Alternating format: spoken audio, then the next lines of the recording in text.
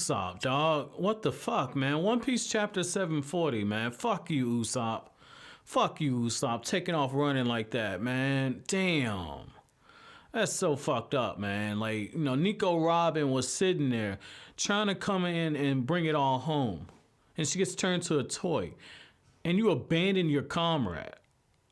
You abandon your comrade, dude. That is the most...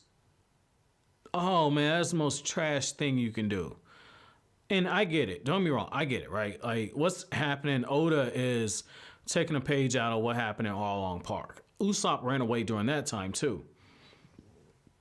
And during that time period, very reluctantly, Usopp ended up rejoining the fight.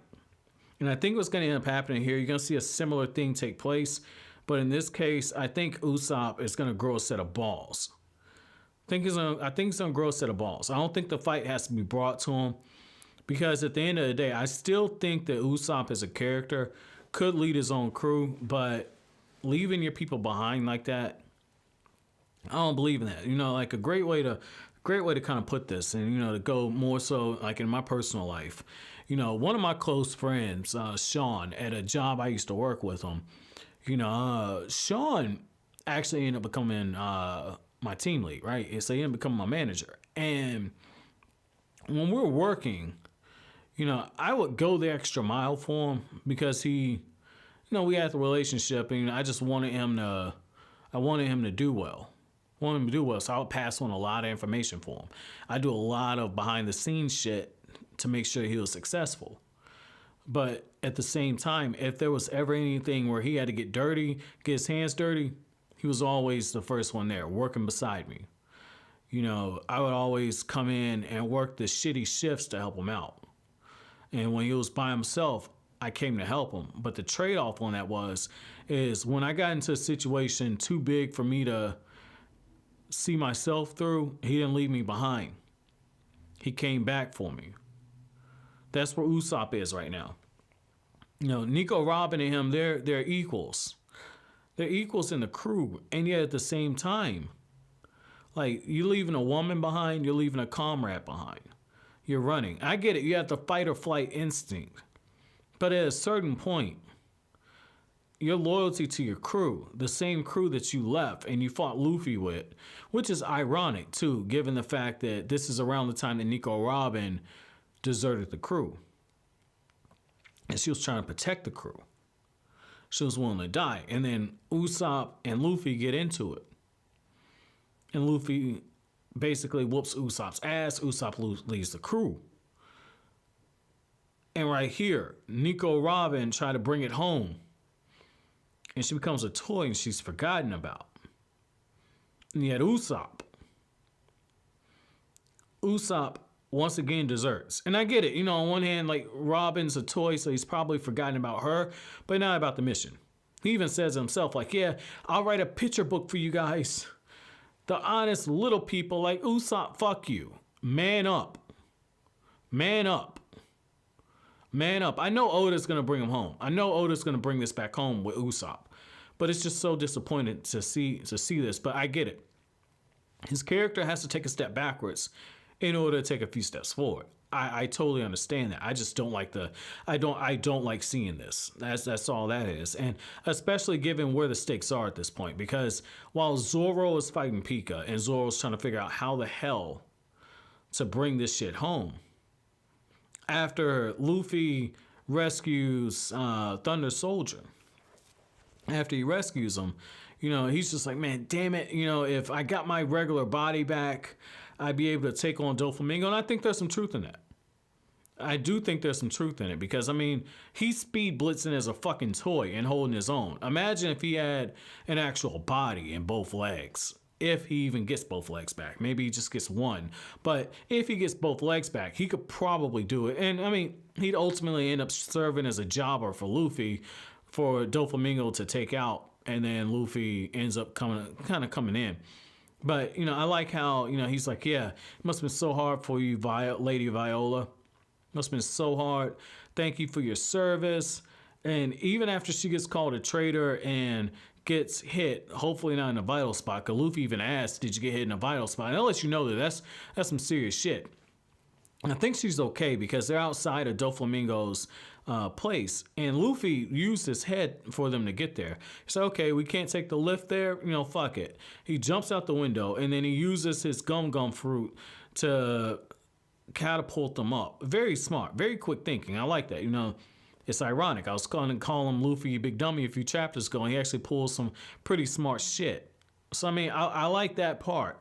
But, Luffy's like, can I bust in now? Can I bust in now? Can I bust in now? And this is like, no, you got to wait. And it be in his best interest to wait, for Thunder Soldier to get his body back, and then they go in there. But while this is going on, you got Baby Five, and she's crying every time she's slapping Law. And it's like, her heart really in it, but, she's got to serve Doflamingo. And what's really cool about that is Doflamingo's asked all these questions. Like, so I'm starting to understand the plan. So Lady Viola, was that your doing or was that the king's doing? Why are the Straw Hats working with the little people? You must have known that this plan wasn't going to be able to get carried out in a day. And Law just has like the ultimate poker face on. Even as he's talking and engaging with Doflamingo, he has the ultimate poker face on. This is going to be telling how Oda wraps this part of the subplot up, because it's like the chains just keep getting moved, and you're getting closer and closer to the touchdown. Like, the lesser writer would do what a lot of young quarterbacks do in the NFL. I'm going to use a sports analogy, right? A lot of writers, lesser writers, would go for the quick and easy route. So like the young quarterbacks, like, okay, a personal example, like with the football team that I help coach with. One of the things, like we got a kid on our team. He's a 11-year-old kid. He's got a really good arm though, and he can throw that damn ball downfield. And then, like, footwork is still going. He's still throwing with this upper body a little too much, and we're working with him to plant his feet and get his feet set when he's throwing. That way he's generating more torque, but he can throw that bitch downfield quick.